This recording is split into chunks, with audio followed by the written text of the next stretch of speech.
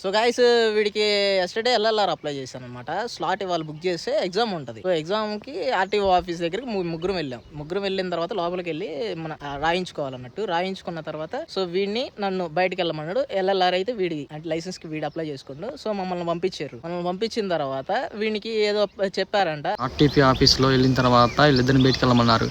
తర్వాత నేను అక్కడ వెయిట్ చేశాను. ఒక వ్యక్తి వచ్చి ఆన్లైన్ టెస్ట్ ఉంటుందని చెప్పాడు. నేను సరే ఓకే అని చెప్పాను. ఆన్లైన్ ఎగ్జామ్ టెక్స్ట్ సరే అయిన తర్వాత చెప్పిన తర్వాత ఎగ్జామ్ నువ్వు రాస్తావా లేదా మమ్మల్ని రాయమంటావా అని చెప్పి అన్నారు వాళ్ళు. అంటే 500 ఇస్తే ఎగ్జామ్ పాస్ చేస్తా ఉన్నారు. కానీ నేనేం వద్దు, నేనే ఎగ్జామ్ రాసి పాస్ అవుతా అని చెప్పాను. ఎగ్జామ్ రాశాను, ఫెయిల్ అయ్యా.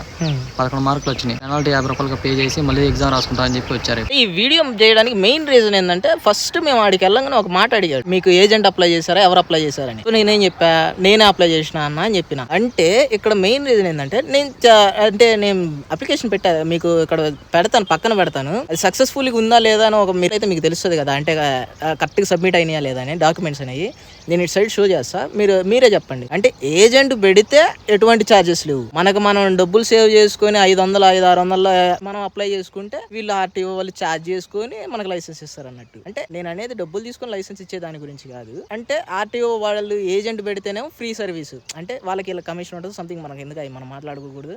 అట్లయితే ఫ్రీ, లేదు అంటేనేమో మనం పే చేయాలన్నట్టు. మనం అప్లై చేసుకుని ఒక బయట అయితే 1500 ఛార్జ్ చేస్తున్నారు. సో మనం ఏంది ఒక 560 సంథింగ్ ఎంతో పే చేస్తే పెట్టుకోవచ్చు అనుకుంటా ఎల్ఎల్ఆర్కి. సో వీళ్ళకి ఇంకా 500 ఇస్తే సరే చేస్తామని చెప్పేసి మనోడు కొట్టలేదు. కొంచెం డిలే చేసినందుకు డైరెక్ట్ వెళ్ళేసి ఎగ్జామ్ పెట్టించారు, ఫెయిల్ అయ్యిండు. There is no problem. ఒక 50 రూపీస్ పే చేస్తాడు, మళ్ళీ రేపు పొద్దున పోయి ఎగ్జామ్ రాస్తాడు అన్నట్టు. ఇలాంటి ఆర్డీఓలు ఉండబట్టే లంచాలు తీసుకుని లైసెన్స్ 5,000 6,000 అమ్ముకొని రోడ్ల పైన యాక్సిడెంట్లు అవుతున్నాయి. నేనైతే ఆర్టీఓ ఆఫీసు అవి పేర్లు చెప్పదలుచుకోవట్లా, ఎందుకంటే ఇప్పుడు మళ్ళీ మేము అవన్నీ చెప్పినాం అనుకో టార్గెట్ చేయడానికి ఉంటది. సో ఈ వీడియో వాళ్ళకి చూసి అరే ఇది కరెక్ట్ కాదు అని తెలియడం వాటికే నేను చేస్తున్నా. సో డెఫినెట్లీగా మీకు తెలిసిన మీ కాడ కూడా ఇట్లా చేసి ఉండొచ్చు, చేస్తారు.